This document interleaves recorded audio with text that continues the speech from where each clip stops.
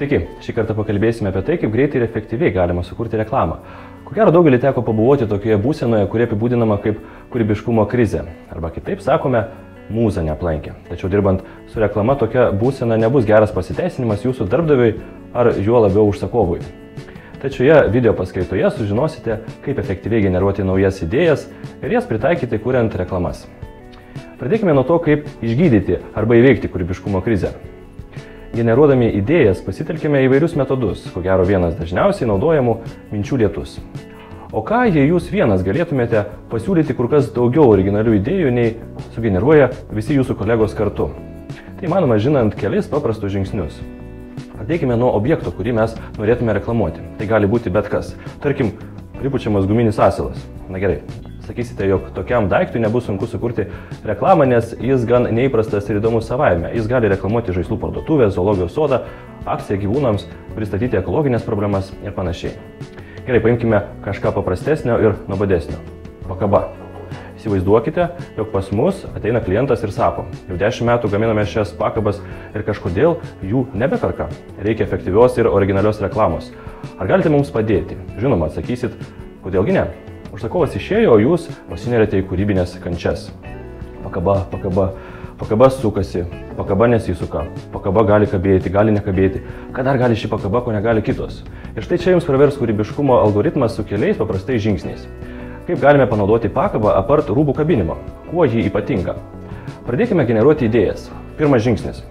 Padidinti arba sumažinti. Jei šią pakabą padidintume 20 kartų, galėtume pasiūlyti šiuolaikinį meną mėgstančiam ūkininkui pasigaminti tvorą arba aktyvaus sporto mėgėjams pasigaminti plaustą, o metaliniai kabliai tiktų gaudyti didelės žuvis arba galėtų būti kaip inkaras seklesniuose vandenyse.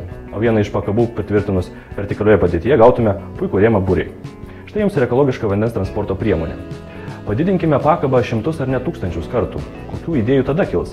Gal tai karkasinio namo vienas iš konstrukcijos elementų, o gal milžiniško lango rėmas, o gal tai didelė žaidimo aikštelė vaikams ar net miesto skveras. Gal tai didelis medinis pamatas gyvenamųjų namų kvartalui. Galime tęsti iki begalybės vien tik didindami pakabą įvairiomis proporcijomis. Atlikime atvirkštinį veiksmą. Sumažinkime mūsų pakabą 10 kartų. Gal tai galės tapti auskarai arba vėrinio detalės, o jei mes daug mažų pakabų sukabintume ir padarytume medinę užuolaidą vietoj durų. O sumažinę 100 ar net tūkstančius kartų galėtume kalbėti apie mikropasaulį, tarkim, sukurti skruzdėlėms kolekciją, kur sukabintume visus jų rūbus ant pakabų. Jeigu pagalvotume apie didžiulės pakabas, milžiniškas, tūkstančius ar net milijonų kartų padidintas, turbūt kiltų daug naujų idėjų. Pereikime prie kito – pridėti arba atimti. Ateikime iš šios pakabos metalinį kablį. Turėsime tik medinį trikampį, kurį galėsime panaudoti kaip malkas. Jei sudėtume kelis tokius trikampius vieną šalia kito ir pagamintume stačiakampį, o sujungus 6 stačiakampius ir visai padorų narvą, kokiam naminiui gyvūnui galėtume padaryti. Iš tų pačių stačiakampių galima sukonstruoti lauko baldus arba tiesiog padaryti supynę vaikams. Jei iš šitos pakabos atimsime ne vien metalinę, bet ir 2 medinės dalis, mums liks vienas pagaliukas. Vėl atsiveria nauja erdvė idėjams. Pagaliukai vaikiškas lovytės vietoj čiužinio ratelių, kojos nedideliam stalui ar kėdei. Vaikiškas kučėlas, pagalys dėstyti prie lentos ir taip toliau. Įsivaizduokite, jei mes atimtume iš mūsų pakabos medinę dalį ir liktų tik metalinis kablys. Nebejoju, juk čia prigalvotumėte daugybę būdų, kaip jį panaudoti. O jeigu mūsų pakabai kažką pridėtume, tarkim, ploną medžiagą, tuomet tai galėtų būti koštuvas pienui ar kokiam kitam skysčiui prakošti. Arba žvejyboje naudojamas įrankis smulkiom žuvytėms gaudyti. Pririškime prie pakabos vėliavą ir turėsime puikų vėliavos laikiklį. O jei pakabos šonuose pritvirtintume plastikinius kaušelius, gautume vėjo jėgainės turbinos detalę. Šį sąrašą galima būtų tęsti iki begalybės, pridedant įvairius daiktus, detalės, medžiagas ir panašiai. Bet yra ir dar vienas žingsnis – pakeisti formą. Kodėl pakaba turi būti būtinai trikampis?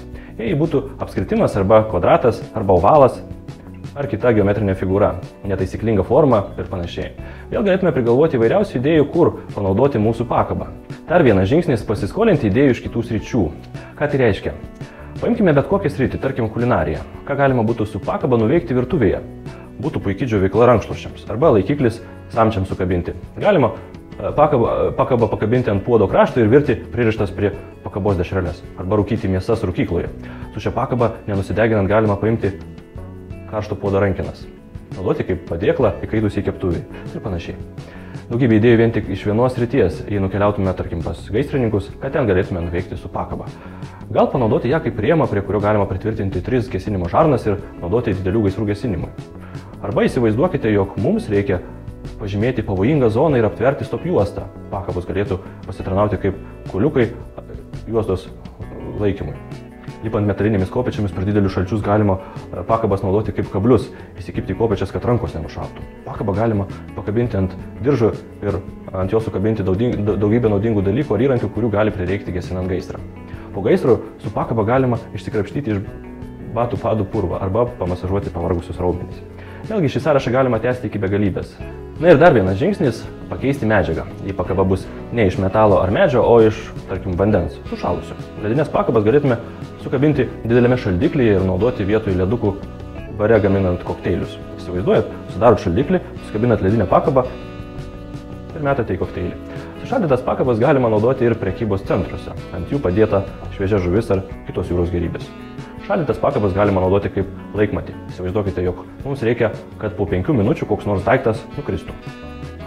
Pakabiname atitinkamo storio pakabą, atitinkamos temperatūros kabykloje ir po tam tikro laiko pakabą ištirpus mūsų daiktas nukris ant žemės.